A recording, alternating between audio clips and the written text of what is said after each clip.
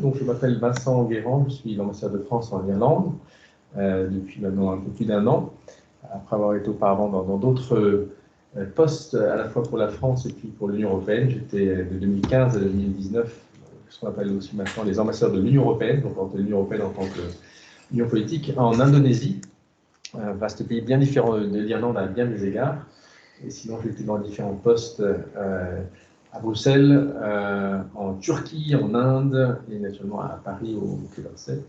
Et je suis très heureux d'être depuis donc, plus d'un an ambassadeur de France en Irlande, un pays très proche effectivement de la France, qui a fait le choix résolu de demeurer dans l'Union européenne lorsque son grand voisin britannique a décidé de quitter et qui, j'y reviendrai naturellement, souhaite raffermir, resserrer encore davantage ses liens avec la France en particulier. Donc je suis aujourd'hui à Rennes, j'arrive en fait hier matin et je resterai en Bretagne jusqu'à demain soir, puis je m'en à Saint-Malo demain. Et ce déplacement est en fait assez logique compte tenu des liens historiques, culturels entre l'Irlande et la Bretagne. Et logique aussi parce que le ministre de l'Europe et des Affaires étrangères, M. Jean-Yves Le Drian, et le ministre de l'Intérieur, M. Darmanin, ont dit à l'ambassadeur de France dans l'Union européenne de se rendre au moins une fois par an dans une région française de leur choix pour à la fois nourrir, susciter davantage de contact entre les acteurs de cette région et le pays dans lequel ils représentent la France, mais également à un mois de la présidence française de l'Union européenne, qui commence donc le 1er janvier, qui s'achèvera le 30 juin prochain, pour parler davantage d'Europe. Je serai aussi heureux cet après-midi de me rendre dans la Maison de l'Europe pour parler de questions européennes et de la manière dont la France souhaite animer cette présidence française de l'Union européenne. Mais devant vous aujourd'hui, je souhaite en particulier parler donc de la relation entre l'Irlande et la France, et en particulier de la nouvelle dynamique qui est apparue en Irlande du fait du Brexit. Et j'y reviendrai plus en détail, mais le Brexit est vraiment une césure historique en Irlande, à l'aune de ce que a pu être d'ailleurs l'adhésion de l'Irlande à la Communauté européenne en 1973, mais également l'indépendance de l'Irlande il y a exactement un siècle, ou encore d'autres dates historiques particulièrement importantes dans l'histoire de l'Irlande.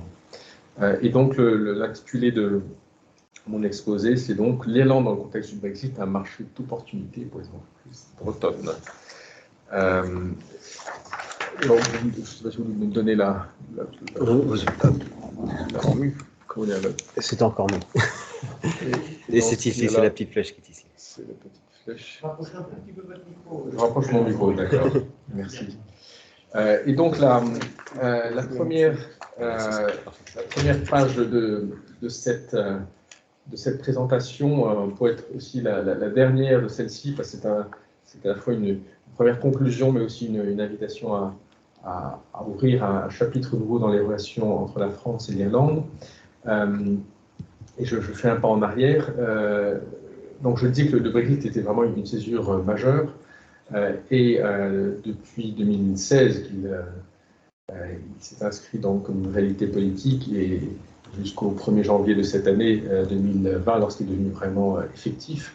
Donc les Irlandais n'ont eu de cesse que d'essayer de se repositionner en Europe, étant entendu, je l'ai dit, qu'eux ont fait le choix résolu, réfléchi, de demeurer dans l'Union européenne.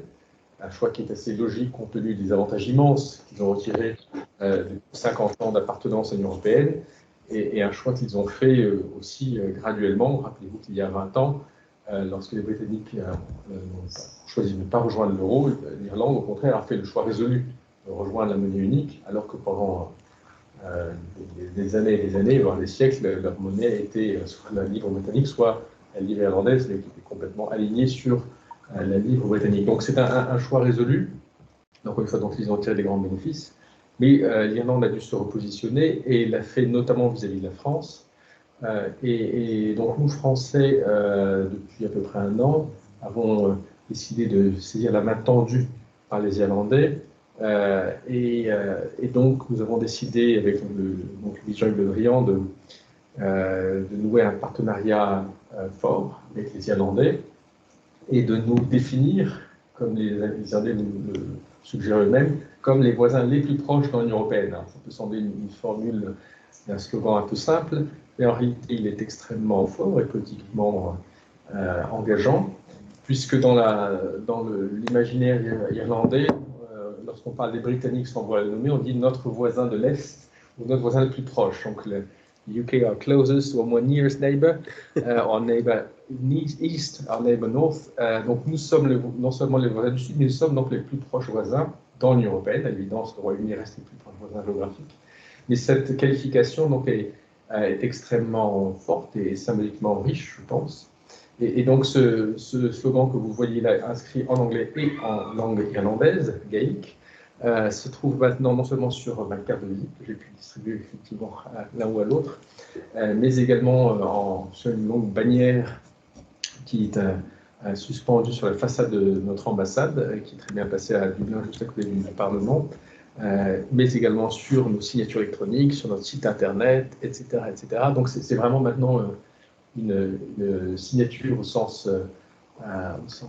politique du terme. La France est le voisin le plus proche de l'Irlande dans l'Union européenne, et je suis très heureux de constater que de plus en plus de décideurs irlandais au plus haut niveau, le Premier ministre, vice-premier ministre dans le gouvernement, les maires de communes que je rencontre dans mes déplacements, maintenant, en apposition au terme France, nous qualifie toujours de voisin le plus proche.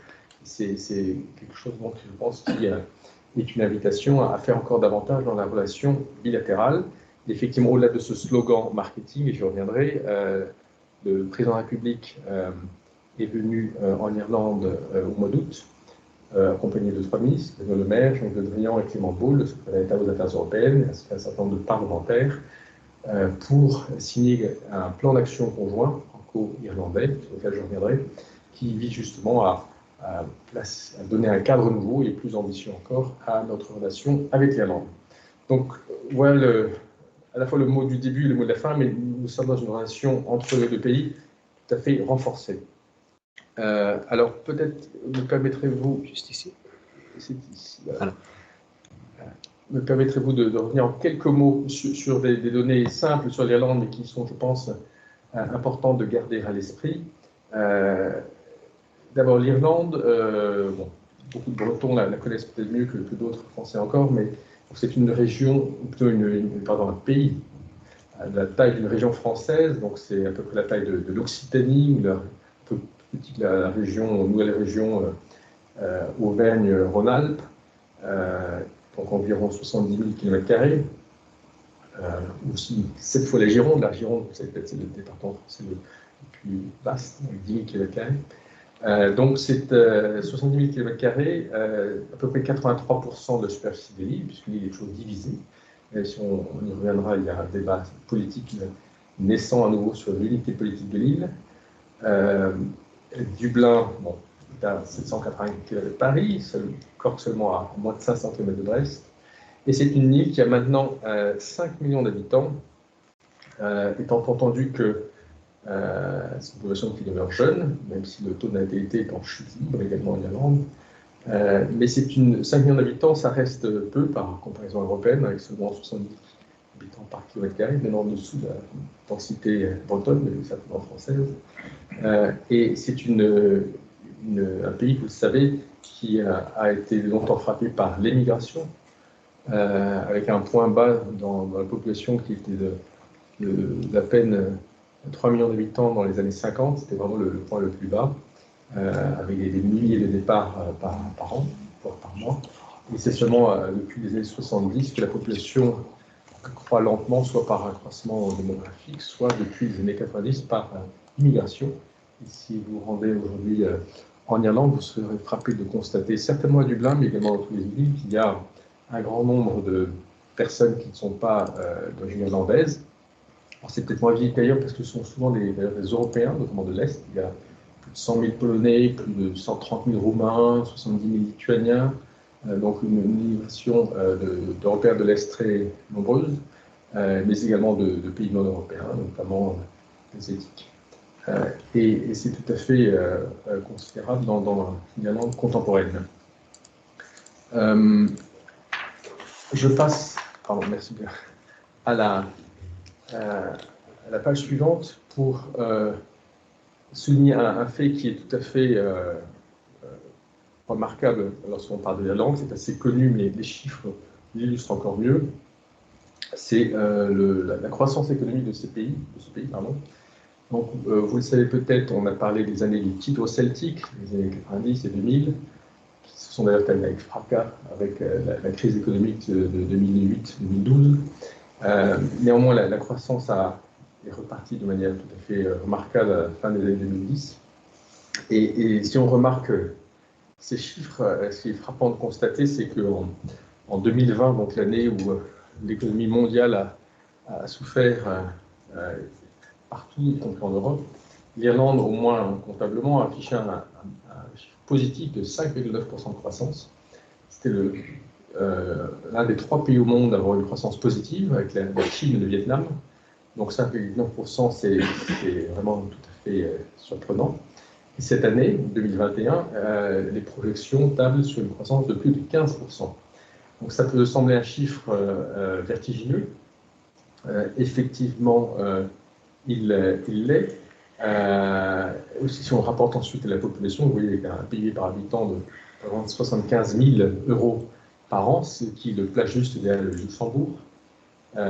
Et néanmoins, avec un coefficient de Gini, vous savez, qui mesure les inégalités dans la répartition du revenu, qui reste tout à fait dans la moyenne basse européenne, c'est-à-dire qu'avec peu d'inégalités de revenus, je vous rappelle que la France est autour de 0,30, les pays scandinaves en dessous de 0,30, et les pays les plus inégalitaires, comme l'Afrique du Sud, sont plutôt à 0,50. Néanmoins, il faut voir ces chiffres avec un peu de distance.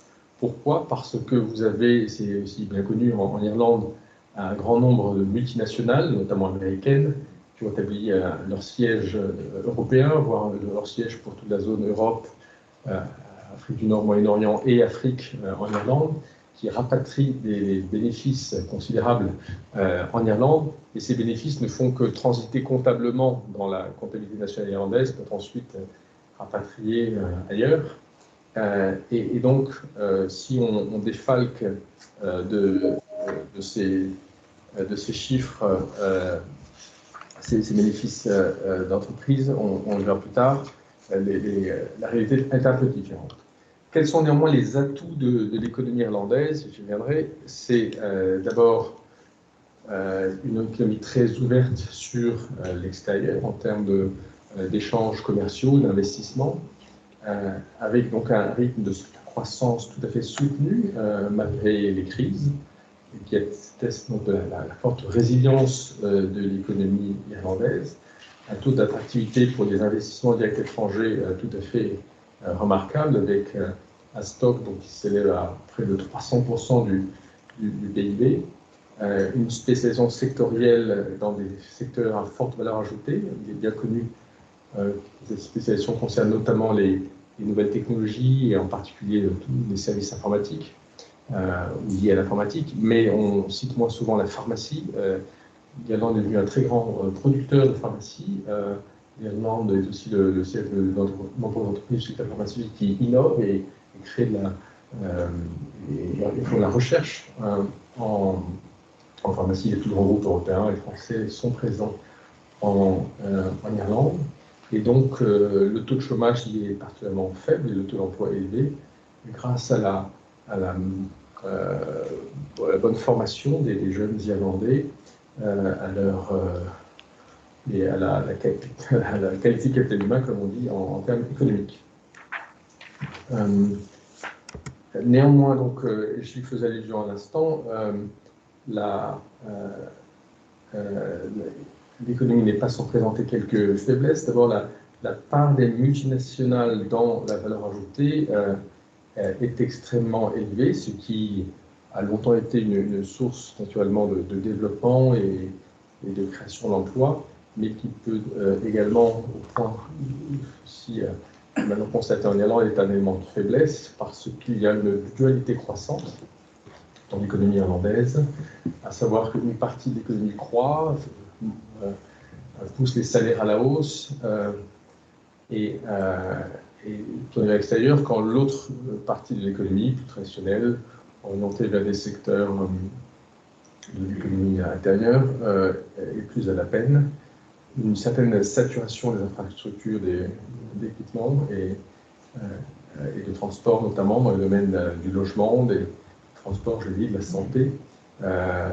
Une des raisons d'ailleurs pour lesquelles l'Irlande, le gouvernement irlandais ces derniers temps est particulièrement prudent en matière de gestion de la pandémie, c'est que le taux d'équipement en lit hospitalier est particulièrement faible, en moyenne basse européenne, et le taux d'équipement en lit de soins intensifs est l'un des plus faibles d'Europe.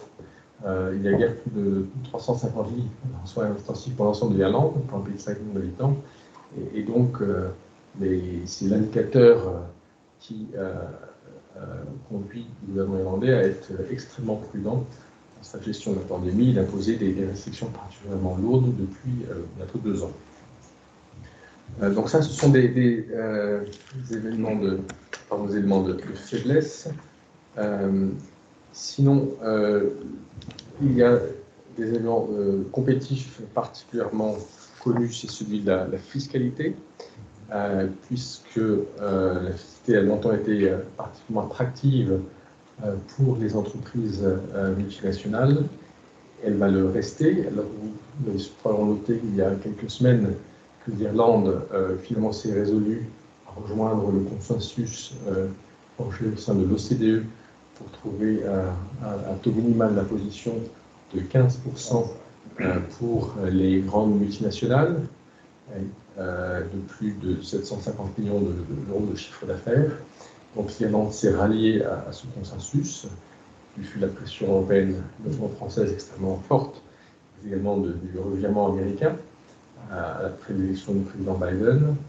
Donc le taux d'imposition, qui était historiquement à un niveau faible de 12,5%, restera seulement pour les entreprises de moins de 750 millions d'euros de chiffre d'affaires et sera donc porté à 15% au-delà. Mais ce qui était remarquable dans le système irlandais, c'était tant le taux particulièrement attractif, mais également la stabilité de ce taux qui, sur une longue durée, a été faible et qui donc était un élément de constance et donc d'assurance pour les investisseurs. Sinon, donc, la TVA est dans la moyenne européenne, avec des taux proches ou un peu supérieurs au taux français. Tout ça, les directives européennes laissent assez peu de marge. L'impôt sur le dividende, les intérêts et les redevances sont communs pour résidents et non-résidents. Sur les plus-values, c'est dans la moyenne également. L'imposition sur la fortune. Et en revanche, une taxe carbone qui est assez élevée, qui va maintenant s'élever de manière continue dans les années qui viennent, compte tenu des engagements pris par l'Irlande en matière donc, de neutralité carbone à l'horizon 2030, comme l'ensemble des États membres. Ce qui est frappant notamment, j'avais parlé d'une partie faiblesse qui fait de la dépendance de l'investissement étranger, c'est la part très importante des multinationales dans le produit de l'impôt sur les sociétés, puisque près de la moitié donc, des recettes de l'impôt sur les sociétés proviennent de seulement 10 multinationales.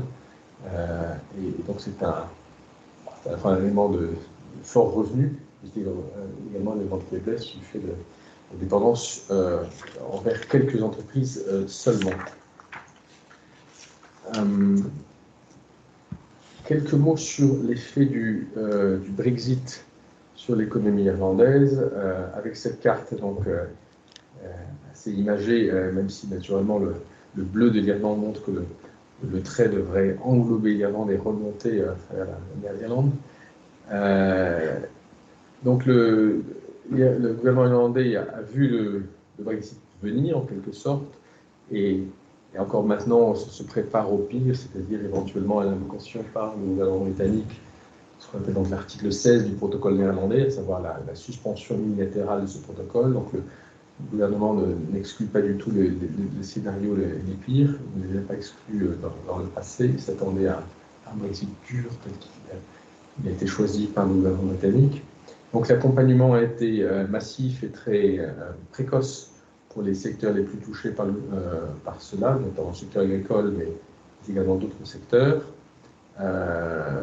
Et donc l'Irlande a également beaucoup œuvré dans l'Union européenne pour qu'un accord puisse être trouvé, un accord de coopération de commerce puisse être trouvé avec le Royaume-Uni. C'était le cas, vous vous en souvenez, la veille de Noël l'an dernier. Étant entendu néanmoins que l'exposition de l'économie irlandaise au commerce avec le Royaume-Uni est finalement beaucoup moindre qu'elle ne l'a été initialement. Je parlais de la grande césure que constitue le Brexit. Il y a deux chiffres qui sont très éloquents. C'est qu'en 1973, à l'adhésion à la construction européenne, 75% des exportations agricoles allaient vers le Royaume-Uni. Il y a une dépendance économique extrêmement forte. Et il faut dire qu'à l'époque, les exportations irlandaises étaient essentiellement des exportations agricoles.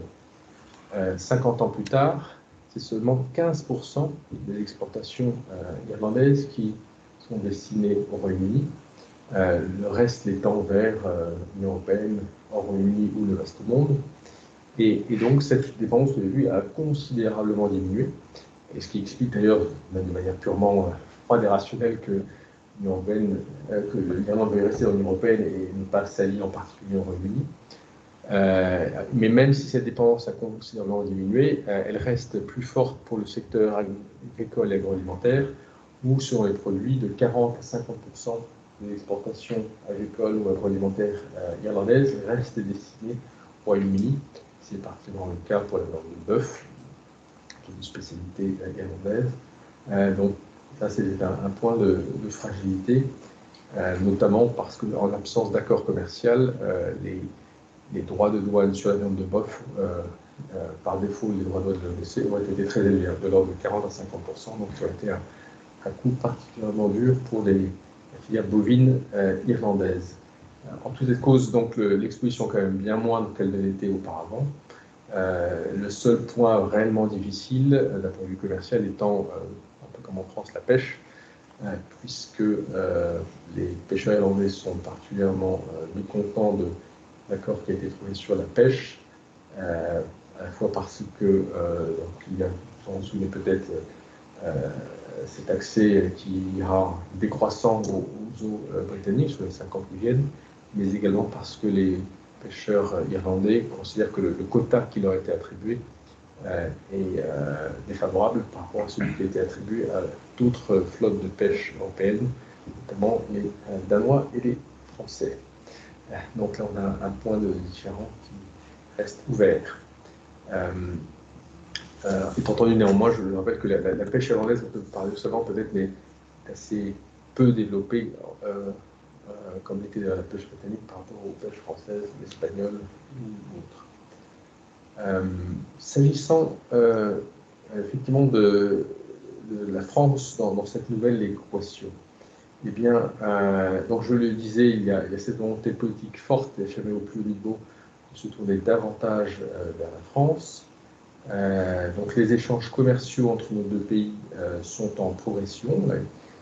La France, c'est tout à fait remarquable, est le troisième fournisseur de l'Irlande, après le Royaume-Uni et après les États-Unis. Nous avions avant d'autres partenaires commerciaux comme l'Allemagne, qui dans bien les pays européens est le premier fournisseur. Nous sommes seulement le 7e client, mais ça c'est aussi dû à la spécialisation de l'économie irlandaise, notamment sur l'agroalimentaire, où nous sommes plus concurrents que complémentaires, même si je prends deux secteurs très spécifiques, les produits de la mer et la viande de mouton, de l'agneau, sommes les premiers consommateurs de produits de la mer irlandais et de viande de mouton irlandaise. Mais donc l'Irlande est néanmoins un partenaire important, notamment proportionnel à sa taille, puisque c'est notre 17e partenaire commercial, et nous avons un déficit assez important avec ce pays. Néanmoins, nous avons des flux d'investissement importants. La France est le 9e investisseur étranger en Irlande. Plus de 400 entreprises sont implantées et on estime que pas loin de 15 000 emplois ont été créés ou maintenus en Irlande du fait des investissements français. c'est un investissement de l'ordre de 25 milliards d'euros. La plupart des grands noms de l'économie française se retrouvent en Irlande. Et la France est en revanche la première destination des investissements directs étrangers irlandais, avec un nombre d'emplois tout à fait considérable de l'ordre de 35 000 qui ont été, là encore, générés ou maintenus par les entreprises irlandaises en France, à travers le territoire, et notamment dans des zones qui ne sont pas nécessairement des bassins d'emploi traditionnels.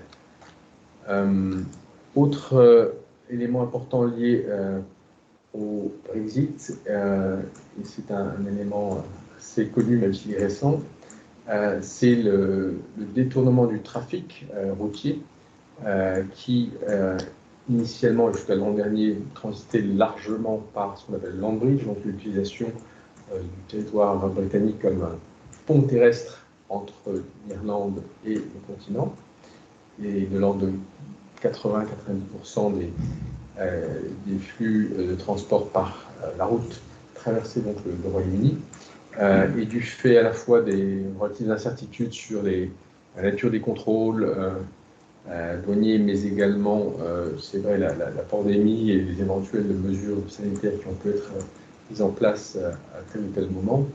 À la faveur donc, de ces deux évolutions, un trafic maritime qui existait naturellement déjà auparavant, et la Bretagne le sait bien, s'est néanmoins considérablement développé depuis le 1er janvier. Et désormais, donc, nous avons à la fois eu un renforcement de lignes existantes, notamment vers Cherbourg, avec davantage de rotation, mais également et surtout la création de nouvelles lignes vers Dunkerque, qui n'étaient pas desservies, et qui a maintenant plus d'une rotation par jour vers le port de Rosslare. Et également, ça ne figure pas parce que c'est une décision très récente, il y a 10 jours à peine, Le Havre, qui a désormais également une rotation hebdomadaire vers le port de Rosslare, donc à la pointe sud-est de l'Irlande, qui est maintenant vraiment le point d'entrée pour les marchandises européennes à destination de l'Irlande. Et donc, ce trafic qui était de l'ordre de 150 000 camions par an, c'est-à-dire entre 400 et 500 camions par jour, a été très largement, mais pas exclusivement, donc déporté sur ces liaisons maritimes directes. Donc, vous avez maintenant tous les jours plusieurs navires qui transportent chacun une centaine de camions qui font la navette entre l'Irlande et la France, avec une traversée donc assez longue. Dunkerque, Rosslare, c'est pas loin de 24 heures de mer, mais il y a un coût d'ailleurs supplémentaire à la seule traversée du Royaume-Uni, un trajet de Dublin à Calais dure en moyenne une douzaine d'heures, lorsque la traversée dure donc le double, pour un coût supérieur. Mais les opérateurs économiques, et les transporteurs, les entreprises, ils trouvent sans doute leur compte, à la fois parce qu'il y a moins d'incertitude sur le temps d'attente à la douane, il n'y a pas d'abord de démarche douanière à entreprendre, puisqu'on reste dans le marché unique. Et troisièmement, bon, il semblerait aussi que les temps d'attente de mer permettent aux chauffeurs de se reposer, donc tout ceci est intégré dans les flux logistiques et les temps de conduite et de repos des chauffeurs routiers. Chose est-il que donc on a eu ce report très massif vers des liaisons maritimes directes. Alors assez peu, on peut le regretter, vers les lignes existantes jusqu'à Roscoff, et certes il y a une création à Saint-Malo avec une rotation vers Cork notamment, et on verra quel essor va prendre cette ligne. Mais c'est vrai que l'essentiel du trafic est quand même destiné au centre et au nord de l'Europe, et que ce que nous disent les opérateurs, c'est que c'est davantage vers cette direction, donc du centre et du nord de l'Europe, que se destinent les échanges, et moins vers l'ouest de l'Europe et vers la Bretagne. Mais donc ça, c'est une évolution importante. Et donc, nous avions 7 liaisons maritimes hebdomadaires en 2019. On est passé à 44 et même plus, maintenant 46 probablement, en cette fin d'année 2021, donc avec un essor tout à fait remarquable dans un espace de temps très court. J'en viens peut-être à mon dernier point sur les opportunités pour les entreprises bretonnes. On peut en noter 3 en particulier, mais sous ces 3 chapitres, naturellement, on pourrait se retrouver bien d'autres éléments plus précis. Le premier, c'est, comme en France, mais même au-delà, donc l'ambition du gouvernement irlandais d'avoir certes un plan de relance, tel que cette relance a été coordonnée au niveau européen. Je vous rappelle que le plan de relance français, c'est 100 milliards d'euros, donc 40 financés sous crédit communautaire européen. En Irlande, le plan de relance est plus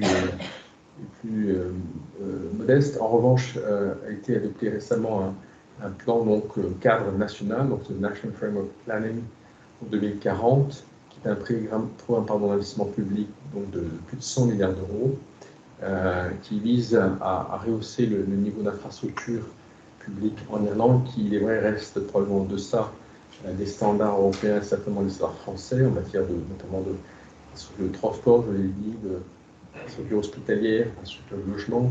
Même le réseau électrique est finalement assez déficient, en tout cas pas adapté au fort développement que connaîtra l'économie irlandaise. Donc il y a un gros effort d'infrastructure qui est nécessaire en Irlande. Et c'est là donc un domaine où un certain nombre d'entreprises françaises sont bien positionnées et certainement intéressées, et où éventuellement des entreprises bretonnes pourraient également trouver des débouchés. Deuxième tête de chapitre intéressante qui découle un peu de la première, c'est une nouvelle stratégie de transport. C'est vrai dans la région de Dublin, mais également dans d'autres grandes agglomérations irlandaises, puisque, je le disais, une ville comme Dublin n'a pas de métro, la deuxième ville du pays, de Cork, par exemple, pas de tramway. Les seuls tramways qu'on trouve en Irlande, ce sont 2 lignes de tramway à Dublin, opérées d'ailleurs par Transdev avec du matériel français Alstom.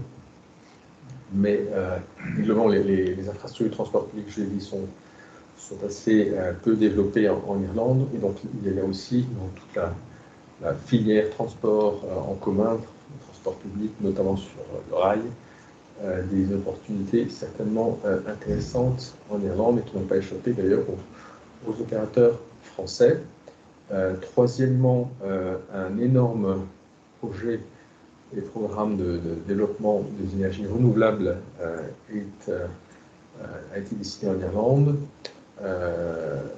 notamment sur l'éolien offshore, avec donc une ambition d'avoir 5 gigawatts installés d'ici 2030, plus éventuellement un potentiel flottant de 30 gigawatts. L'ambition étant d'avoir effectivement 30% d'énergie renouvelable d'ici 2030 et l'essentiel provenant de l'éolien. Donc ça, c'est un programme massif, là encore une fois, qui intéresse certains des opérateurs français. Et pour le dire simplement, l'ambition irlandaise, au gré aussi de l'évolution des technologies, c'est de faire le tour des côtes dans le sens aigu du monde, donc de commencer par les côtes en mer d'Irlande, qui sont moins profondes, puis de tourner vers le sud, avec davantage de vent, mais des côtes un peu plus accidentées et des profondeurs plus élevées. Et ensuite, de terminer par la côte ouest, en nord-ouest, où les vents sont les plus forts et les plus constants, mais c'est également les profondeurs et l'environnement le plus inhospitalier. Et donc, c'est ça l'ambition, avec un enjeu à la fois technologique, sur des éoliennes de plus en plus importantes. Vous savez qu'on parle maintenant d'éoliennes avec une envergure de 300 mètres. Hein. En fait, la tour Eiffel fait 330 mètres, donc c'est quasiment des tours Eiffel entières qui seraient implantées ou qui seraient flottantes en mer. Et un enjeu également sur le réseau de distribution d'électricité, je l'ai mentionné, puisqu'il va falloir adapter le réseau, les zones de consommation étant plutôt au sud et à l'est du pays, donc les zones de production seraient davantage à l'ouest. Et dans ce contexte, c'est ma page suivante, l'intérêt de ce qu'on appelle, vous le savez, l'interconnecteur celtique, qui est donc ce câble électrique en construction qui reliera l'Irlande au réseau européen par l'intermédiaire du réseau français, qui est un projet majeur, donc d'1 milliard d'euros, cofinancé à 55% par le budget communautaire, qui, une fois mis en œuvre donc en 2026 en principe, permettra de combler pas loin de 10% de la consommation irlandaise, soit 450 000 ménages, mais qui naturellement fonctionnera dans les deux sens. Et l'ambition, c'est que à la fois des éventuels surplus de production, notamment éolienne irlandaise, puissent être vendus au marché européen, sur le marché européen par ce câble, et qu'à l'inverse, si pour une raison ou pour une autre, il y a moins de vent, et ça peut arriver naturellement, notamment l'été, l'Irlande achète de l'électricité européenne, et notamment française, et en importe par ce câble. Donc, ça c'est aussi un projet majeur où l'Irlande sera, la Bretagne sera donc le point d'arrivée de cette liaison en construction. Donc, c'était là le dernier point de ma présentation, et donc je terminerai par à nouveau cette page qui était celle du début de mon propos, pour vous dire que donc les deux gouvernements, et en réalité ce sont les deux ministres des Affaires étrangères, donc M. Le Drian et M. Coveney, côté irlandais, ont signé ce plan d'action conjoint qui est une feuille de route bilatérale pour les 3-4 années qui viennent, avec 3 axes principaux. Un premier sur la croissance durable, je ne vous donnerai pas, mais c'est naturellement un axe majeur de transformation et de croissance économique pour les années qui viennent, avec 3 sous-ensembles. Le premier, les énergies renouvelables, et notamment l'éolien, mais on pourrait dire des énergies vertes. Certains nous y incluons, côté français, l'exportation de l'énergie produite par le nucléaire. Deuxièmement, la ville durable, avec à la fois l'excellence française en matière de gestion des services publics municipaux, de transport, d'infrastructures de transport public, je l'ai mentionné. Troisièmement, l'agriculture durable, avec de part et d'autre un enjeu majeur, qui est celui de voir comment le secteur agricole doit apporter sa contribution à l'élimination des gaz à effet de serre. Et en Irlande, où il n'y a pas d'industrie lourde, il est frappant de constater que c'est un tiers des émissions de gaz à effet de serre qui proviennent du secteur agricole. Et là, le secteur agricole ne pourra pas faire l'impasse d'une adaptation pour répondre à ces exigences de réduction des gaz à effet de serre. Et nous avons donc des consultations de plus en plus étroites entre nos deux ministères de l'Agriculture, entre nos opérateurs, pour voir comment s'adapter. Donc, le premier chapitre, je dis croissance durable. Le deuxième chapitre, la transformation numérique. Encore une fois, ça semble une évidence, mais nous l'avons bien sûr mentionné comme priorité, aussi pour refléter les priorités européennes du mandat actuel de la Commission, qui porte sur la transformation écologique, si on peut dire, et deuxièmement sur la transformation numérique. Et donc en Irlande, c'est particulièrement opportun compte tenu du fait du statut de poids lourd qu'a l'Irlande en matière numérique. Je rappelle que pas loin d'un tiers de capacité européenne de stockage, donc les data centers, sont établis en Irlande. L'Irlande en a fait une spécialité. Et troisièmement, au-delà de cela, l'enseignement supérieur et la recherche, où, je l'ai dit, donc, il y a une excellence irlandaise, il y a aussi un avantage comparatif irlandais du fait de la langue. Et donc, c'est aussi dans l'intérêt de nos établissements d'enseignement supérieur de des partenariats encore plus étroits avec l'Irlande. Et ensuite, finalement, nous avons une autre priorité plus horizontale, qui est celle de renforcer davantage encore le dialogue, les coopérations entre ministères, entre hauts fonctionnaires, pour nous connaître davantage et on va dire, rapprocher encore davantage nos positions aussi dans les discussions européennes. Donc voilà pour le cadre très général, donc, qui, je pense, est aussi intéressant vu de Bretagne. Et même si je le comprends, le positionnement d'entreprise bretonne peut être assez proche, je suis d'entreprise irlandaise et de part et d'autre, il peut y avoir un sentiment davantage de concurrence que de complémentarité. L'économie irlandaise est néanmoins à la fois, je l'ai dit, très dynamique, mais a également des besoins d'investissement qui peuvent constituer des débouchés pour les entreprises irlandaises. Il y a un dynamisme dans la création d'entreprises qui est tout à fait remarquable, qui là encore une fois peut susciter un intérêt de ce côté-ci de la mer Celtique. Et donc, tout étant bien considéré, je pense qu'il y a la très grande francophilie que l'on observe en Irlande et l'affection particulière pour les cousins celtes que sont les Bretons, une place à prendre non seulement dans les cœurs des Irlandais, mais également dans leur économie. Je répondrai très volontiers à vos questions si vous en avez dans ce débat. Merci pour votre attention. Merci à vous. Merci. Je pense qu'on peut passer la parole peut-être à Jean-Christophe. Jean-Christophe, tu es un féru d'Irlande. Et puis, je vais laisser le soin à ce moment-là à Ronan de nous rejoindre sur la scène de Business France pour sa présentation tout à l'heure. Merci Vincent, merci Monsieur l'Ambassadeur pour cette présentation à la fois complète et passionnante de ce qui se passe en Irlande et des possibilités pour les Français, et en particulier pour nous Bretons, d'intervenir dans ce pays. Je suis particulièrement content de vous voir et de voir cet engouement autour de l'Irlande.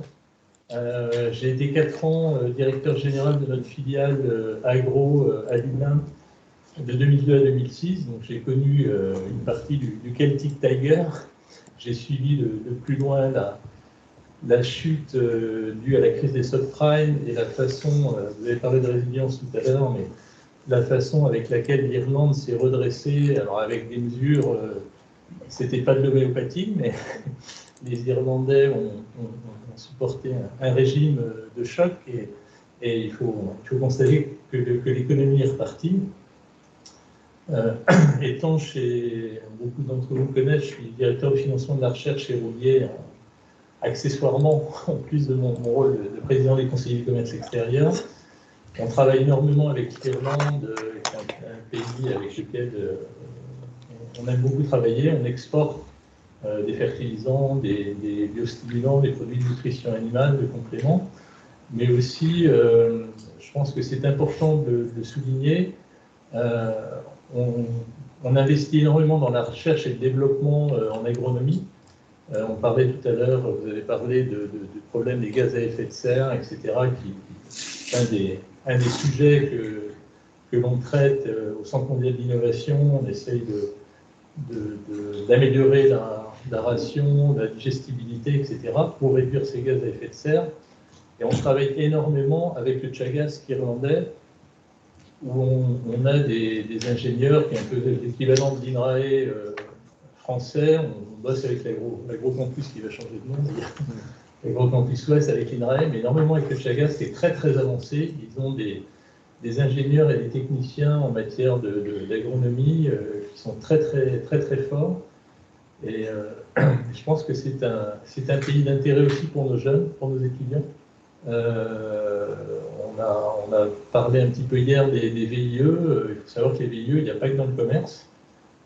Il y a dans la finance et il y a les VIE aussi dans la recherche, le développement. Donc vous voyez aussi l'Irlande comme une opportunité pour notre jeunesse, pour nos étudiants qui aimaient bien aller en Angleterre et qui aimeront encore plus aller en Irlande.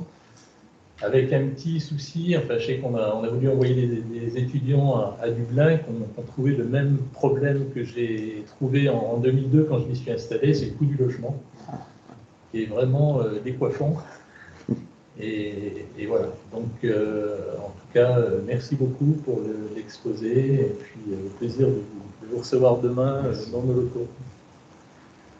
Merci Jean-Christophe. Nous pouvons peut-être prendre quelques questions ici dans l'audience et on va regarder également dans le chat s'il y a des questions.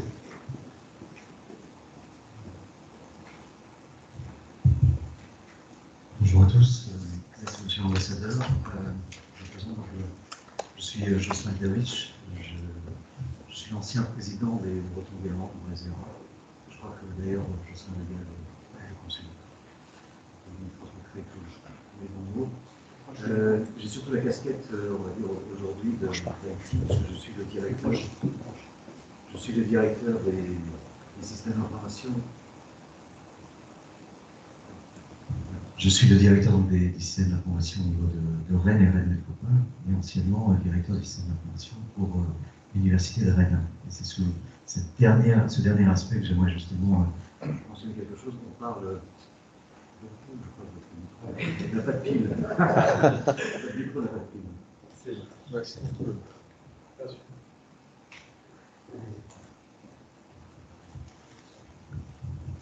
La technique, c'est toujours un souci. Voilà. Donc, c'est sur sa dernière approche, en fait, au niveau de l'université, je rebondis sur ce que disait Jean-Christophe, parce qu'on va dire l'accueil et les échanges au niveau de nos universités. On sait que le monde universitaire, c'est aussi la genèse un peu de start-up. On sait que l'Irlande peut permettre de monter, de faire des effets de levier qui sont quand même relativement intéressants. Vous avez donc, vous avez parlé, donc je suis très heureux en fait de ces accords qui sont en place. Comment voyez-vous en fait ces accords se créer au niveau des projets? Vous parlez du React-EU tout à l'heure, en fait, France Relance, toute cette facilité en fait de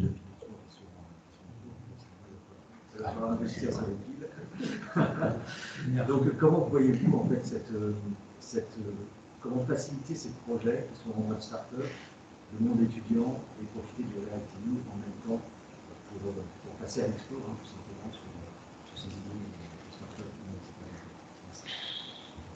start-up. Merci beaucoup. Je pourrais volontiers répondre à ces questions en particulier, à moins qu'il y ait différentes questions que je répondrai bien groupées. Mais pour celle-ci qui est effectivement très intéressante, donc il y a les deux volets, vous le disiez, sur tout ce qui est création d'entreprise, start-up, donc l'Irlande n'est pas en reste. Je ne sais pas en réalité si le taux de création est plus élevé qu'en Bretagne ou ailleurs, mais il est certainement très élevé.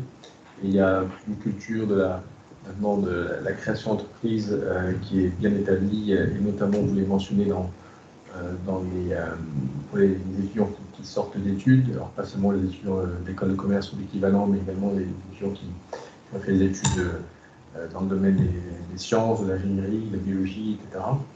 Et c'est assez frappant de constater un peu partout en Irlande, il est certainement hors de l'évidence aussi qu'il y a des incubateurs, il y a des partenariats entre les chambres de commerce justement et les universités pour permettre aux étudiants quasiment de manière continue de sortir de leurs études en ayant un pied dans une entreprise qu'ils créeraient avec des camarades et avoir donc un lieu d'accueil, de partage de leurs idées, accès à des financements ensuite pour démarrer une activité entrepreneuriale.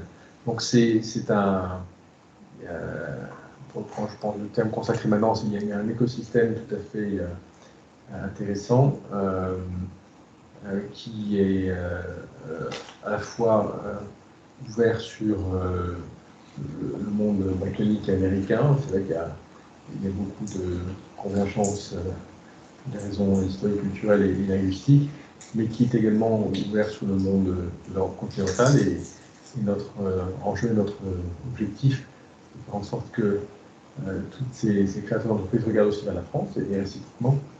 Il y a, je le disais ce matin aussi, avec Bretagne Commerce International, il y a à Dublin un chapitre de la French Tech Dublin, qui est dynamique, et dont l'objectif est à la fois de fédérer les Français qui, de diverses manières, opèrent à Dublin, soit des étudiants qui sont sur l'université irlandaise, soit des jeunes professionnels qui se mettraient à leur compte, ou encore, c'est assez intéressant en Irlande, des cadres qui ont déjà atteint des niveaux de responsabilité élevés dans les grands groupes américains et qui soit participent, soit à un moment donné, pour différentes raisons, quittent ces grands groupes et se mettent à leur compte ou se mettent, prennent d'autres responsabilités d'encadrement dans des entreprises plus récentes encore, et qui donc participent aussi à ce partage d'expérience et à ce dynamisme de cet écosystème. Donc tout ceci est à l'œuvre et à plus ou moins grande échelle, certainement la taille de l'Irlande, et notre objectif en tant qu'ambassade et en tant qu'autorité française, avec le soutien de French Tech français, c'est précisément de mettre ceci en réseau. Donc moi je ne peux qu'encourager les équivalents bretons de regarder aussi vers l'Irlande, et c'est aussi l'objectif que nous avons en renforçant encore davantage les partenariats entre les grandes écoles et universités bretonnes et leurs pendants irlandais. S'agissant ensuite effectivement des vastes programmes d'équipement ou d'investissement en selon son équivalent irlandais, là, je pense que ce sont les méthodes traditionnelles et éprouvées qui doivent être répliquées, à savoir des visites de délégation, à savoir une veille très précise des appels d'offres, des manifestations d'intérêt qui peuvent être publiés par le gouvernement, les collectivités locales en matière d'infrastructure publique. Donc là, il est question de grands montants, il est question de grands projets. Donc il faut accompagner ces projets. Pour vous donner celui qui est peut-être le plus emblématique parce qu'il est lourd et en termes de financement peu d'ingénierie, mais le projet de construction d'un métro à Dublin, qui était longtemps repoussé pour différentes raisons. Il faut, genre encore récemment, Dublin dans mon bureau, les représentants des RATP internationales, les RATP développement, de EGIS, qui est une filiale de la BPI, qui fait EGIS, donc une entreprise française, et qui s'est développée dans tout ce qui est ingénierie de services municipaux, notamment d'infrastructures de transport, péage, parking, avec de technologies intelligentes et gestion des flux dans les transports. Donc toutes ces entreprises-là doivent maintenant, avec notre aide autant que possible, mais suivre ces gestions de projet comme on le ferait en France ou ailleurs. Donc définition d'appel d'offres, etc. Et puis toute délégation, toute manifestation, y compris politique, de l'intérêt des opérateurs est la bienvenue. Le président de région me disait hier qu'il a une ambition le projet même de revenir en Irlande. Il était en mars 2020, à nouveau avec une délégation en 2022. Tout ceci est important à défendre, la participation des salons, la participation à toute une présentation économique du savoir-faire, tout ce qui est en gros la panoplie traditionnelle de la promotion export peut s'appliquer dans un pays comme l'Irlande. Merci beaucoup. Une autre question, et ensuite j'ai deux questions en ligne.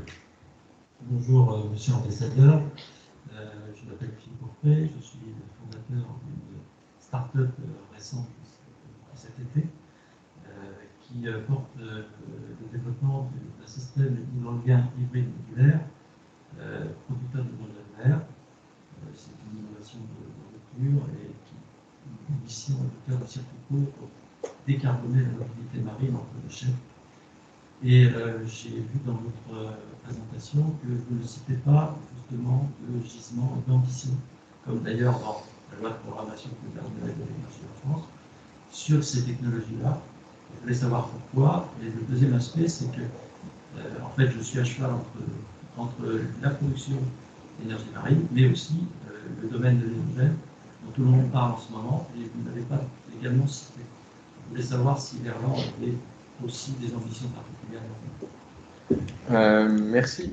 Oui, ma présentation n'avait pas l'ambition d'être exhaustive, mais certainement c'est peut-être un manque d'avoir cité l'hydrogène et toutes les opportunités qu'il présente. Alors il y a une discussion en Irlande aussi sur l'hydrogène et son intérêt, même en matière de stockage, en matière de stockage d'énergie, génération d'énergie par la suite. Même si c'est vrai qu'en Irlande, ça ça peut sembler encore un peu lointain et je ne pense pas qu'il y ait nécessairement beaucoup de savoir-faire local. L'idée en Irlande, c'est plus donc d'utiliser potentiellement le grand potentiel d'énergie éolien par de la consommation immédiate, alors y compris en emplantant les data centers qui sont des gros consommateurs à proximité immédiate des lieux de production, dans l'ouest de l'Irlande, dans la zone côtière un peu isolée, et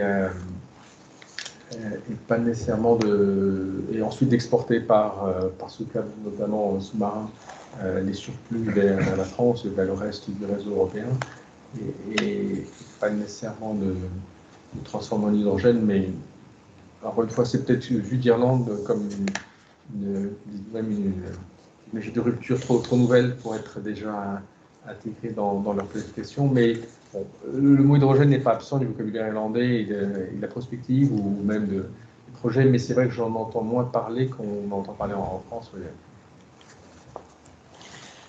Merci, Monsieur l'Ambassadeur. Nous avons une question de Michael Killian, justement, dans le chat, sur l'image de la France en tant que destination pour investissement et partenariat. Le poids de prélèvements obligatoires, de la fiscalité, doivent leur sembler très importants. Comment y obtenir une visibilité plus importante et attractive pour la Bretagne? Vaste question. Oui, merci. Alors, jusqu'à preuve du contraire, je ne pense pas qu'il y ait un cadre réglementaire et législatif différent en Bretagne que dans le reste de la France. Donc, les réponses que je pourrais apporter valent pour la France et par extension pour la Bretagne, naturellement. Mais je pense, et avec un certain nombre d'arguments solides à l'appui, que l'on peut raisonnablement montrer que la France, depuis un certain nombre d'années, sans vouloir faire de politique, enfin, je ne vais pas politique gouvernementale depuis 4-5 ans en particulier, a entrepris de grandes réformes structurelles pour rendre à la fois la création d'entreprises, le développement d'activités particulièrement plus simple ici en France, et on en veut pour preuve que le nombre et le volume d'investissements étrangers en France atteint des records jamais atteints jusqu'à présent. Tant en 2019 qu'en 2020, la France a été le premier pays destinataire d'investissements directs étrangers en Europe, au Royaume-Uni inclus. Donc il y a plus d'investissements étrangers en France qu'il y en a au Royaume-Uni ou qu'en Allemagne, et c'est inédit dans l'histoire des 20 ou 30 dernières années. De manière aussi tout à fait remarquable, ces investissements directs étrangers concernent à la fois des projets de production, de manufacturiers, mais également des projets de recherche et développement. Donc on est à la fois dans, si je veux dire, le très haut de gamme de la recherche et développement, mais également le moins de gamme, enfin dans la production, et c'est tout à fait remarquable. Donc ça, c'était vrai autant en 2019 qu'en 2020. Par ailleurs, si vous prenez l'exemple que nous mentionnions précédemment sur la création d'entreprises, et notamment l'aide pour que les startups progressent, dans le jargon, c'est ce qu'on appelle le scale-up, la France, je crois, grâce à tous les efforts conjugués ces dernières années, a réussi à croître de manière tout à fait considérable les volumes mobilisés par ces entreprises. On parle de dizaines de milliards d'euros, mais je comprends qu'en 2021, l'objectif déjà ambitieux fixé pour l'ensemble de l'année a été atteint déjà au mois de juin. Je crois qu'il était question de 10 milliards d'euros déjà générés, qui devaient être totalisés à la fin de l'année, qui ont déjà été atteints au mois de juin, etc. Donc il y a un dynamisme dans la création d'entreprises, et notamment dans les secteurs les plus innovants, qui est tout à fait remarquable, et qui a aussi un indice du climat d'affaires, si je prends des thèmes excessifs, non pas toxiques, mais au contraire très encourageant, tel qu'il peut être aussi trouvé dans d'autres pays européens. Donc oui, on a toujours, et on en est finalement très fiers, notamment en période de difficulté économique, des systèmes d'amortisseurs, des systèmes de redistribution, c'est vrai, particulièrement élaborés, pour ne pas dire généreux, et qui effectivement se traduisent par des niveaux de cotisation sociale également élevés, mais qui aussi ont leur avantage en termes de redistribution et d'amortisseur des chocs, et du coup de le maintien d'une consommation intérieure. Il y a également pas de difficultés économiques, mais nous avons aussi une économie qui reste très attractive et très finalement dynamique. On voit aussi d'ailleurs avec cet autre indicateur qui est la tension sur le marché de l'emploi. C'est particulièrement vrai ici en Bretagne, mais c'est vrai sur l'ensemble du territoire national. D'ailleurs, c'est vrai également en Irlande. Donc, pour le redire simplement, et en réponse à cette question, un certain nombre peut-être de caractéristiques que l'on rapportait trop facilement à la France en matière de lourdeur administrative et de pesanteur des charges a largement été gommé, effacé, et en tout cas de cause, ce n'est pas un obstacle à l'attractivité de la France, mais au contraire. Merci. J'ai une autre question dans le chat, et puis après on pourra passer à la présentation de Ronan. Deux questions en fait sur le Brexit et puis l'Irlande du Nord, il fallait en parler également. Donc la première, c'est quelle est l'ampleur des retombées du Brexit en matière de transfert d'entreprises, de banques et autres organismes en provenance du Royaume-Uni? Et puis la deuxième, dans la continuité, la question de la frontière n'est pas résolue, mais peut-on envisager que l'Irlande du Nord devienne une importante plateforme d'échange? Alors sur le premier point, c'est vrai que c'est important et vous savez bien toutes à la fois les places financières continentales de Paris à Amsterdam, à Francfort, sans les autres, du Nord peut-être, ont toutes été à l'affût et ont aussi rivalisé l'imagination pour attirer des acteurs financiers qui préfèrent quitter la place de Londres pour aller donc rester dans la zone euro, rester dans l'Union européenne. Dublin, à ce stade, a plutôt bien tiré son épingle du jeu. Il est encore un peu tôt pour avoir des chiffres très précis, mais c'est vrai qu'on constate qu'à la fois des opérateurs financiers, des salles de marché, des gestionnaires d'actifs ont transféré leur activité de Londres à Dublin, où ils trouvent en Irlande donc un environnement juridique, linguistique, qui leur est proche ou familier. Deuxièmement, on voit aussi un certain nombre de fonctions juridiques, des cabinets spécialisés dans tel ou tel service juridique, notamment en matière financière, qui aussi voient leurs effectifs renforcés à Dublin. Donc, en un mot, oui, il y a des transferts en faveur de l'Irlande. Après, c'est difficile de dire s'ils sont beaucoup plus nombreux que, là encore une fois, dans d'autres places financières de France, d'Allemagne, des Pays-Bas ou d'ailleurs. Mais en tout cas, ils sont assez significatifs à l'Irlande. Et a priori, ça va continuer. Moi, c'est plutôt une analyse des choses, notamment tant que les discussions entre l'Union européenne et le Royaume-Uni ne vont pas déboucher de manière plus satisfaisante pour les Britanniques dans les mois ou les années qui viennent. Deuxièmement, s'agissant de l'Irlande du Nord et de son positionnement économique, on peut aussi parler de son positionnement politique, si vous le souhaitez. En matière de positionnement économique, d'abord, ce qui est très frappant de constater, mais ceux qui connaissent l'Irlande le sauront bien naturellement, c'est qu'il y a eu, à la faveur du développement économique de la République d'Irlande ces 30 dernières années, il y a eu une formidable inversion des rôles entre le Nord et le Sud.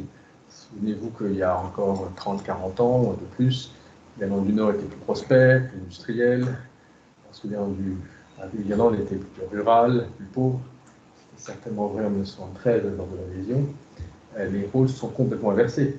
La République d'Irlande est aujourd'hui économiquement bien plus dynamique, prospère, que ne l'est l'Irlande du Nord, qui sort difficilement dans une conversion industrielle douloureuse, un peu marquée quand même par la fin du conflit interne, et dépend en réalité largement de transferts publics du Royaume-Uni. Donc la situation économique s'est réellement inversée. Il y a eu d'autres inversions d'ailleurs intéressantes dans d'autres domaines plus sociaux.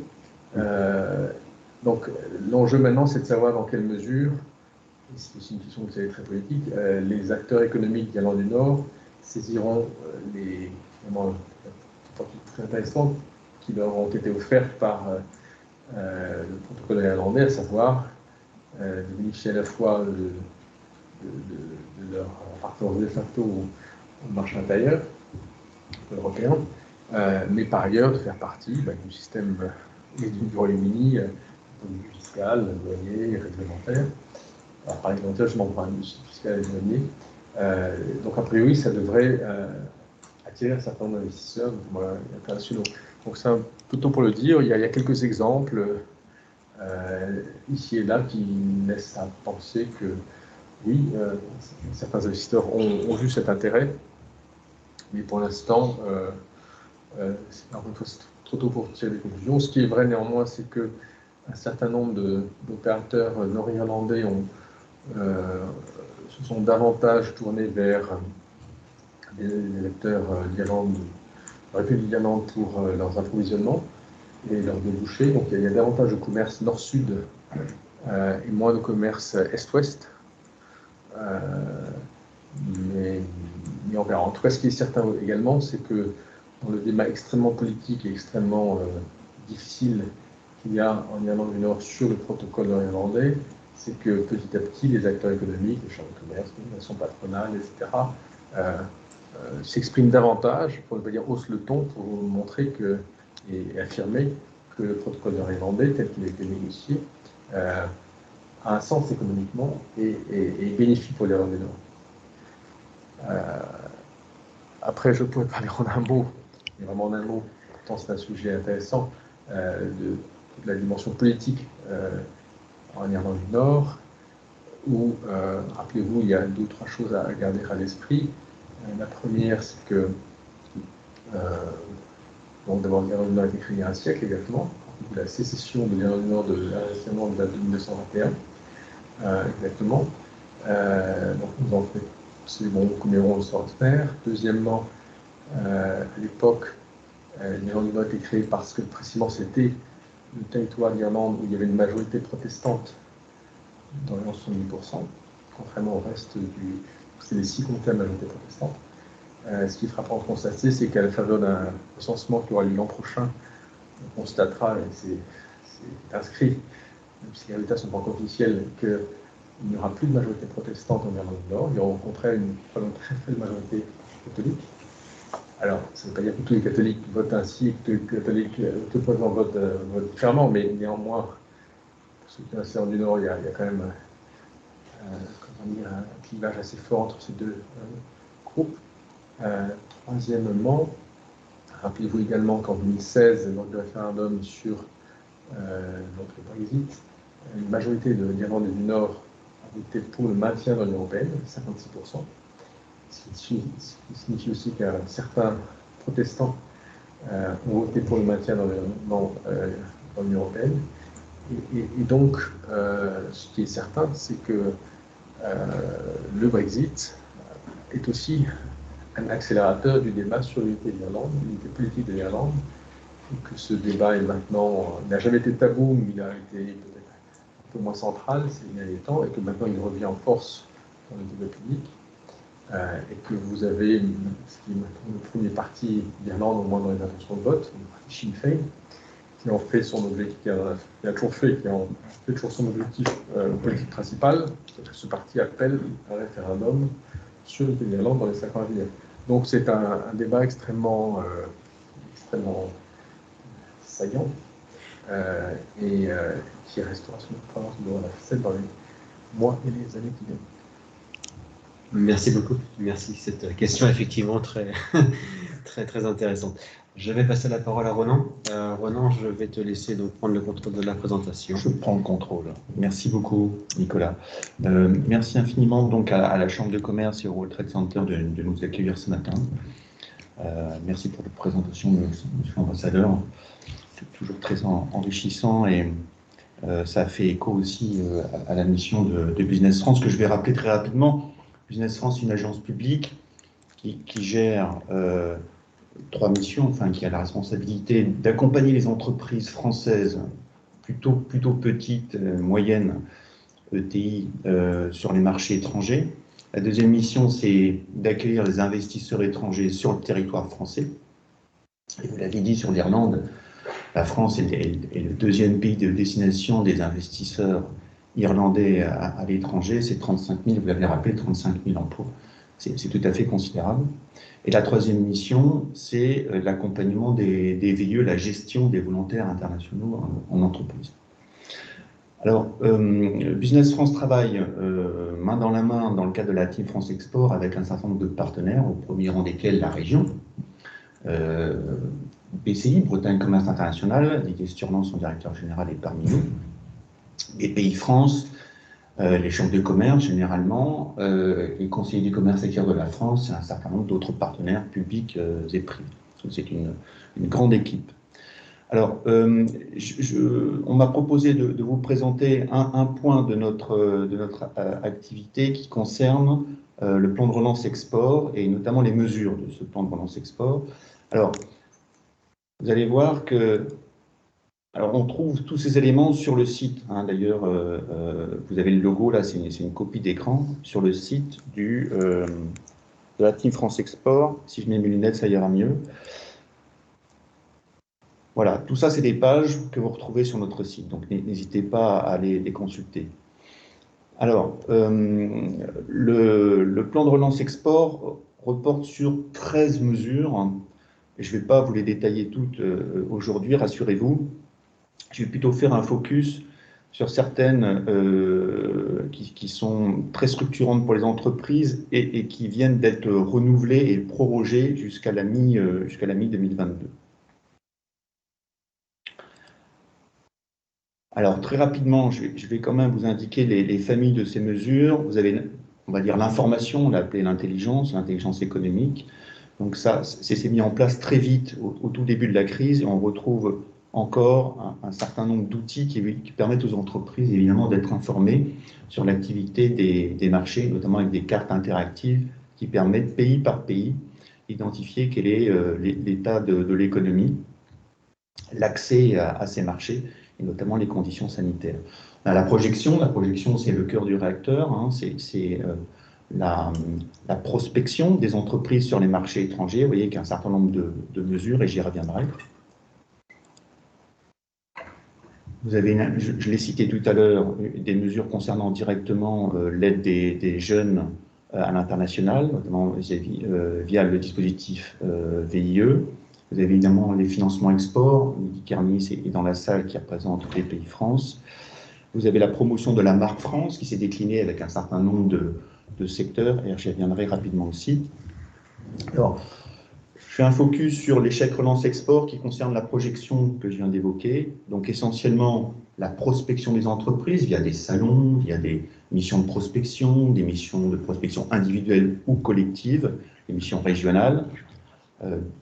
BCI met en œuvre la plupart de ces actions et l'État souhaitait mettre très rapidement en place ce qu'on a appelé un chèque relance export. En réalité, c'est un virement, mais peu importe. Et c'est tout simplement une aide à hauteur de 50%, enfin l'assiette c'est 50% de la dépense engagée, avec un plafond. Et donc ces plafonds, je vais vous les présenter ici. Alors c'est écrit petit, je ne sais pas si vous arrivez à lire, c'est à peu près au milieu de la slide, mais je vais vous les citer très rapidement. Donc pour ce qui est des prestations d'accompagnement individuel, c'est une aide qui peut aller jusqu'à 2 000 €. Pour ce qui est du collectif, c'est 1 500 € quand c'est une mission collective ou 2 500 € quand c'est un salon, puisque les salons sont des participations très coûteuses pour les entreprises. Voilà. Donc, ça devait s'arrêter en fin d'année, là, fin décembre, et le gouvernement a souhaité, donc, je vous l'ai dit, proroger jusqu'à juin 2022. Donc, c'est une bonne nouvelle pour les entreprises. Toutes ces mesures, toutes ces aides sont complémentaires des aides régionales hein, que la région octroie, et notamment dans le cadre de la gestion par BCI, notamment les opérations collectives. Je pense au salon. J'espère que les jours qui s'annoncent ne vont pas provoquer la fermeture de beaucoup de salons dont certains viennent de réouvrir. Voilà. Alors, je voulais également faire un rapide focus sur un autre élément, C'était une des 13 mesures que je viens de brosser très rapidement. La mise en place de plateformes de mise en valeur finalement de l'offre française. Donc c'est en anglais. Toutes les entreprises évidemment bretonnes peuvent s'inscrire sur ces plateformes. On a choisi 3 secteurs qui s'appliquent bien, enfin qui peuvent s'illustrer, illustrer les points forts de la région au travers de ces outils numériques. C'est les vins et spiritueux, ça ne vous étonnera pas, les cosmétiques et l'agroalimentaire. Et donc là, je vous ai fait une capture d'écran d'une de ces plateformes, donc sur l'agroalimentaire avec des produits bretons. Et de plus en plus d'entreprises bretonnes aujourd'hui mettent leurs produits sur ces plateformes. Alors ce ne sont pas des plateformes B2C, c'est vraiment du B2B, donc nos bureaux à l'étranger, la force de Business France, et monsieur l'ambassadeur ne me démentira pas, ces équipes à l'étranger, donc on a à peu près 900 personnes positionnées généralement dans les ambassades ou auprès des consulats, qui sont là pour précisément, en l'occurrence, identifier des acheteurs étrangers potentiels de ces produits et les inviter à venir de leur côté eux aussi s'inscrire sur ces plateformes. Et donc c'est vraiment des plateformes d'échange entre acheteurs étrangers et fournisseurs français. Voilà, écoutez, j'en ai terminé, j'ai essayé d'être le plus rapide possible, donc n'hésitez pas si vous avez des questions, je suis naturellement à votre écoute. Il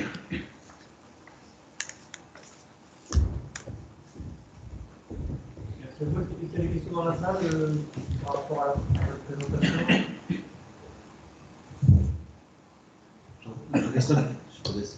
Je voudrais faire une petite précision sur donc les conseillers du commerce extérieur bretons sont en train de bâtir un partenariat avec les conseillers du commerce extérieur irlandais. France en Irlande. Enfin, français en Irlande, du comité Irlande, pardon. Avec Stella Clark qui en est la présidente. Donc on est en train de construire les bases d'un jumelage est peut-être un grand mot, mais en tout cas un partenariat étroit. Vous connaissez le fonctionnement des conseillers du commerce extérieur, ce sont des chefs d'entreprise ou des cadres dirigeants d'entreprises investies à l'export, bénévoles, et qui participent avec nos amis de BCI, de Business France, des pays, des douanes, de l'INPI, etc., à l'équipe de Bretagne de l'export et à d'autres équipes. On se rapproche de plus en plus du comité étranger. Le comité irlandais nous a paru naturellement intéressant. Et on est vraiment à votre disposition, et du côté irlandais et du côté breton. On a beaucoup parlé de la tech, et c'est important en Bretagne, mais il y a l'agroalimentaire qui est vraiment très très présent. Les produits français sont très appréciés. Monsieur l'ambassadeur a parlé de la bienveillance et de la sympathie avec laquelle les Français, en particulier les Bretons, sont accueillis. Je peux vous dire, pour avoir vécu 4 ans là-bas, que le pain français, quand on en trouve, les fromages français, les produits agroalimentaires français, ont vraiment la cote. Et il faut pas négliger ce marché qui est un marché intéressant, avec des consommateurs plutôt à l'aise financièrement, et donc des produits à valeur ajoutée trouvent leur débouché assez facilement. Voilà, donc notre vieille institution CCE a 120 ans, un peu plus de 120 ans, 4500 conseillers dans le monde. Je voulais profiter de l'occasion pour offrir à monsieur l'ambassadeur, pour alourdir un petit peu ses bagages pour repartir, donc le livre des 120 ans des conseillers du commerce extérieur. Voilà. Merci beaucoup. Effectivement, c'est une belle institution. Et je peux en témoigner, donc le comité Irlande des conseillers du commerce extérieur est très heureux d'avoir ce dialogue renforcé avec votre comité ici en Bretagne. Merci. Je vais passer la parole à Lydie. Merci Jean-Christophe. Je vais passer la parole à Lydie Carnéis, donc de chez BPI France. Merci Nicolas. Oui, donc Lydie Carnéis, déléguée internationale pour la région Bretagne chez BPI France. Juste pour repréciser, donc BPI France, membre fondateur de la Team France Export également, on s'est rapproché de la partie publique de COFAS en en 2017 et il a été décidé dans les différentes régions de créer des directions de l'international. Dans mon équipe, nous ne sommes que deux. Sabine Launay, chargée d'affaires, elle basée donc à Rennes, qui trouve les départements du 35 et du 22, que certains doivent connaître dans la salle, et moi-même basée à Brest. Donc je suis venue ce matin de Brest. En effet, je voulais vraiment vous rencontrer, vous saluer et vous dire ô combien voilà, nous sommes fiers de nos Bretons. Sur le sujet Irlande, j'en ai peu actuellement dans les cartons. J'en ai quelques-uns identifiés avec des sujets VIE qu'on a accompagnés avec des assurances prospection. Les deux Bretons qu'on va essayer en effet, et notamment grâce aux relations avec les CCE, c'est bénévoles, c'est 4500 personnes, dont 50 en région Bretagne, hein, qui sont à destination des entreprises au niveau du soutien. On va essayer de les orienter vers l'Irlande. Des Bretons que je voudrais féliciter, j'en profite, ça date de hier soir, le MOSI a remis des prix. 6 prix à nos entreprises françaises, dont 2 à la Bretagne. 2 à Mouvency pour l'entreprise de la start-up de l'année, une entreprise finistérienne, brestoise. Donc je m'empresserai de savoir si Mouvency a des sujets aussi en Irlande, je n'ai pas l'information. Et Breiselec pour le prix spécial VIE. Breiselec, Philippe Gastoud, qui est bien connu aussi, et notamment avec le World Trade Center de Brest, puisque donc, il avait reçu tout ce club, fait visiter son entreprise, parce que le World Trade Center de Brest a un club allemand. Donc vous voyez, monsieur l'ambassadeur, un dynamisme breton qu'on soutient, nous, via BPI France, parce qu'on finance, on garantit, on assure. Et je le dis souvent, et notamment sur les réseaux sociaux, pour moi, la formule gagnante à l'international, c'est l'accompagnement personnalisé, individualisé dans la durée, et le financement, avec des outils comme l'assurance prospection, et même la GPI, dorénavant pour l'Irlande. Et je conclurai là-dessus.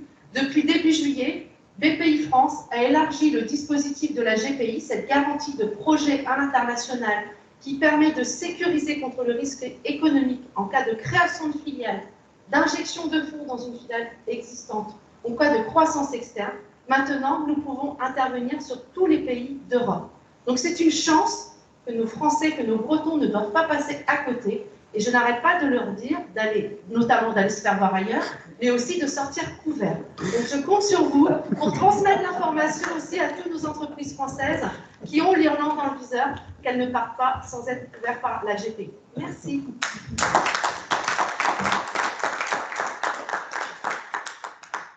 Vous l'aurez compris, monsieur l'ambassadeur, un écosystème dynamique ici en Bretagne avec les différentes institutions qui ont pu se présenter aujourd'hui.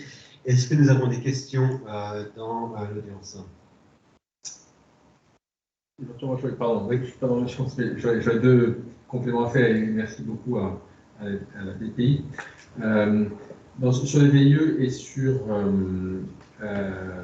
l'Irlande en général, et sur les VIE, donc, ce qui est très frappant de voir, et il y a aussi un effet Brexit, l'une et l'autre, c'est que on a dit jusqu'à il y a 2 ans environ 800 VIE au Royaume-Uni. Le chiffre étant un chiffre libre depuis 2 ans, malheureusement, parce qu'il n'y a pas de renouvellement. Peut-être parce que dans le cas des discussions post-Brexit, le Royaume-Uni n'aura plus le statut ou la reconnaissance du statut VIE qu'il faisait auparavant, donc il n'y a plus de nouvelle arrivée de VIE au Royaume-Uni. Et pour l'instant, il n'y a pas de perspective d'un nouveau cadre juridique qui permettrait à ces jeunes de pouvoir travailler en France avec le statut qui est leur précédemment ou dans le reste du monde. Donc, le VIE est un système en voie d'extinction au Royaume-Uni, malheureusement.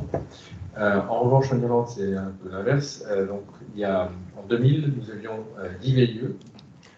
En 2015, nous en avions 50. Cette année, nous en avons 90 et l'objectif fixé par le président de la République lorsqu'il est venu, qui est maintenant inscrit dans le plan d'action conjoint, c'est d'en avoir 150 en 2023, déjà dans 2 ans. Donc vous voyez la courbe de forte ascension, 50 en 2015, 90 cette année et 150 en 2023. Alors naturellement, il faut des structures d'accueil, il faut que les entreprises y voient un intérêt. Ce serait aussi pas seulement, mais aussi autant que possible, des VIE qui correspondent au plan de relance. Vous savez que dans quel plan de relance le dispositif VIE a été élargi à des jeunes qui sont vraiment en Bac plus 3 et plus souvent en Bac plus 5, et également à des jeunes qui sont issus de zones ou de quartiers peut-être plus défavorisés et qui se verraient offrir comme ça un accès international auquel il n'aurait peut-être pas pensé sans l'aide de ce nouveau dispositif.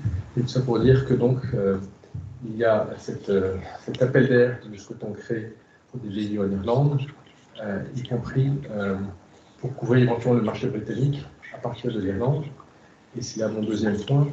Nous pensons vraiment, et je sais que c'est un des axes de Business France qui est rentré naturellement en Irlande, que pour des petites entreprises françaises et naturellement bretonnes qui souhaiteraient se lancer à l'international, l'Irlande, si vous passez l'expression, je ne veux offenser personne ici, certainement pas les Irlandais, est un peu le petit bain de l'international. Si vous avez des jeunes enfants, vous savez que dans une piscine, c'est le petit bain par rapport au grand bain. Et donc l'Irlande est un pays proche, géographiquement, culturellement. Donc il y a une proximité qui fait que ce n'est pas la même chose d'envoyer un jeune VIE ou de créer une entreprise, une filiale ou une structure commerciale en Irlande que de la créer au bout du monde. Et néanmoins, vous êtes dans le monde anglo, alors le monde rassurant peut-être de l'Union européenne, où il y a une communauté de normes, de cadres juridiques, mais vous êtes néanmoins déjà dans un monde anglophone, avec un accès privilégié au reste du monde anglophone. Vous savez comme bien on dit pour anglo-saxon, anglophone. Et donc c'est déjà un point d'accès et une ouverture vers le vaste monde. Et donc considérez bien, y compris pour des structures qui se lancent à l'international, que l'Irlande est un bon point de départ. C'est ce que je voulais apporter comme complément. Merci, monsieur l'ambassadeur. Juste pour rebondir sur ce que vous dites, vous parliez des VIE et puis des liens qui sont solides. Vous avez visité hier quelques écoles de commerce, c'est ça? Vous étiez au couvent des Jacobins, je crois, c'est ça? Alors non, hier j'étais, effectivement, j'avais deux réunions. J'avais une réunion avec comme je disais, les universités bretonnes, Rennes 1, Rennes 2, Bretagne Sud et Bretagne occidentale. Et j'avais par ailleurs, tout près d'ici, à la Rennes Business School, une réunion avec l'ensemble un grand nombre de grandes écoles établies en Bretagne, soit école de commerce, soit école d'ingénieurs, Oui, école. Ouais. Ma question était justement pour comment tisser un peu plus de liens entre les écoles, pour justement en amont prévoir les VIE et éventuellement des échanges entre des entreprises irlandaises et bretonnes. Comment tisser des liens plus forts entre peut-être vos écoles et Eh bien, d'abord, ce qui est frappant de constater, alors là je parle pour l'ensemble de la France, hein, pas pour la Bretagne en particulier, même si ça s'applique très spécifiquement aussi à la Bretagne. Il y a aujourd'hui, c'est très positif, pas moins de 45 doubles diplômes entre des universités irlandaises, bon évidemment il n'y a pas le système de grande école, mais entre des universités irlandaises et des universités de grande école françaises, 45.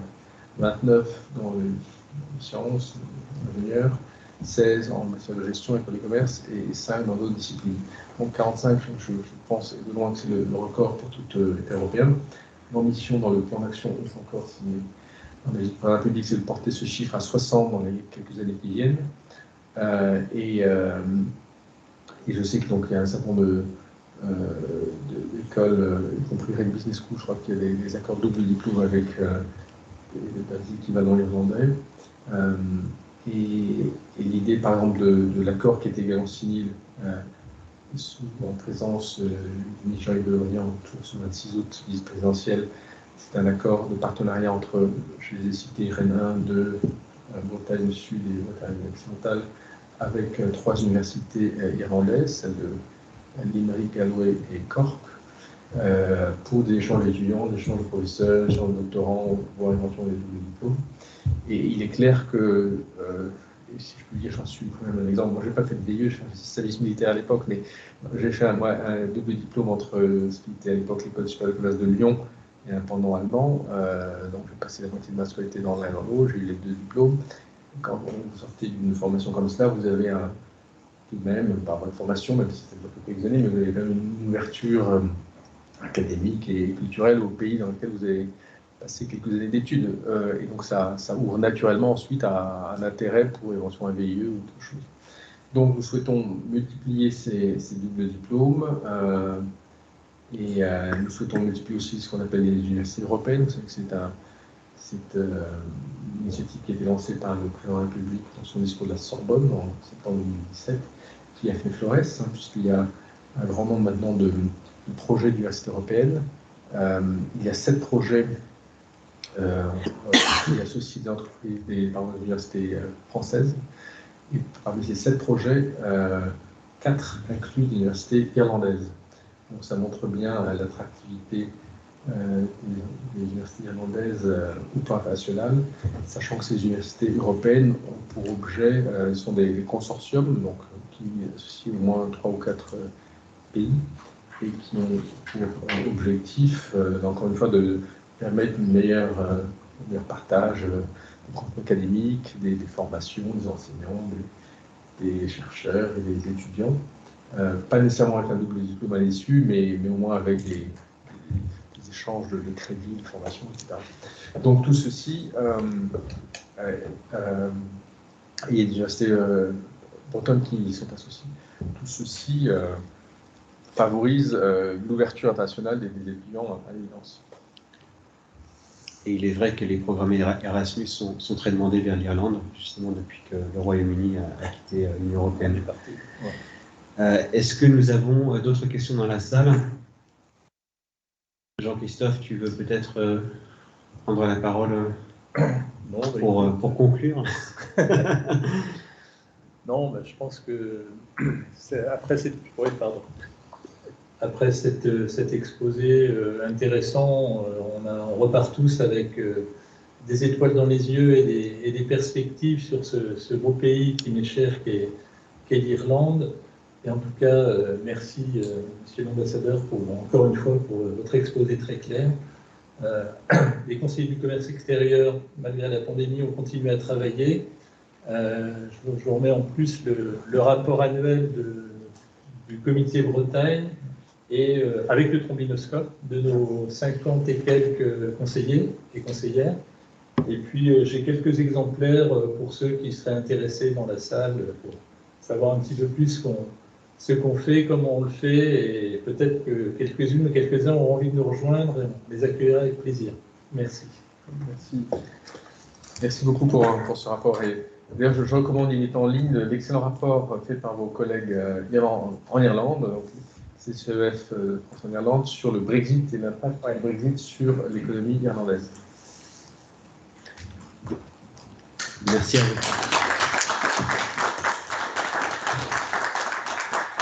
Toujours un plaisir de recevoir les conseillers du commerce extérieur et effectivement tous les acteurs de l'international en Bretagne, Bretagne Commerce International, Business France, BPI France et bien entendu au WTC. Merci Monsieur l'ambassadeur pour votre visite aujourd'hui.